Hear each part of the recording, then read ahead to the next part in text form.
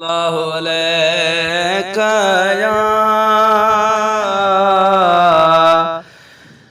या रसूल अल्लाह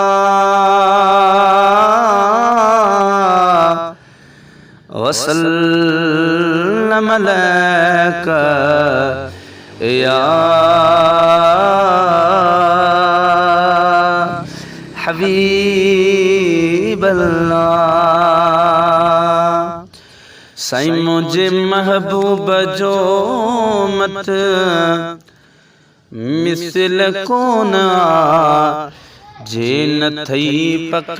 भला पेश कर सोने नंगदार निर्मल नबीउल हुदा जेड़ो ब्यो मुस्तफा पेश कर शान सुहणे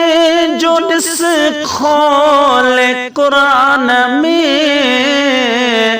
हर सूरत नथला संदस शान में ओ जिंजे चेहरे मुबारक जी तारीफ में आलथी वदुहा पेश कर सोने नंगदार निर्मल नबीउल हुदा जेड़ो ब्यो मुस्तफा पेश कर एड़ो दुनिया तिन ब्यो को इंसान ओ जे हुस्न के दिसी खल्क हैरान एड़ो दुनिया तिन ब्यो को इंसान जे हुस्न के दिसी खल्क हैरान पुज यूसुफ न सगंदो मुझे प्रिय सा एड़ो माहे लका पेश कर सोने नंगदार निर्मल नबीउल हुदा जेड़ो ब्यो मुस्तफा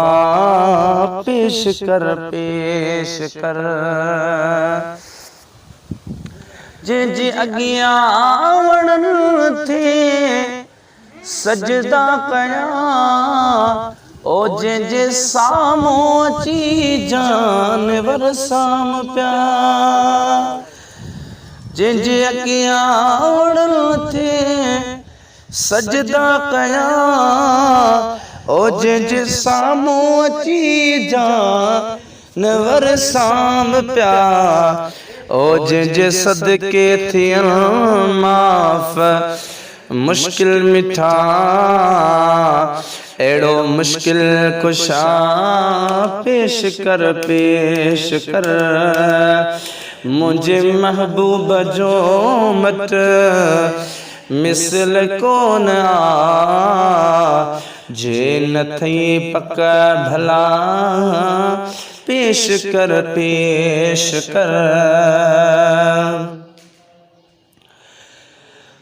ये सवाल नबी जो सरताज ओ मानो महबूब जी कहन में आज ये सवाल नबी जो सरताज ओ मानो महबूब जी कहन मेरा जवा पुज यूसुफ न सगंदो मुझे प्रिय सा एड़ो माहे लका पेश कर मुझे महबूब जो मत मिसल कोन जे न थई पक भला पेश कर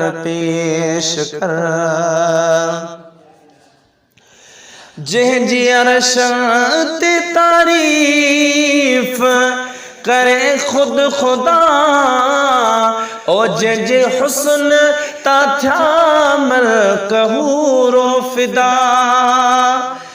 ओ जी अर्श ते तारीफ करे खुद खुदा जे हुस्न ता थया मल्क हूरो फिदा साईं इदरीस जे सदके थिया माफ़ मुश्किल मिठा हेड़ो मुश्किल कुशा पेश कर ओ मुझे महबूब जो मत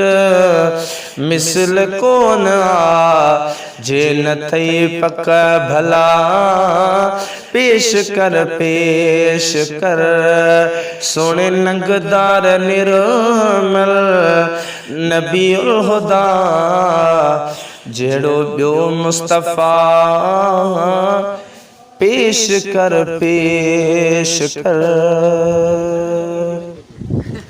अल्लाहु अलैहि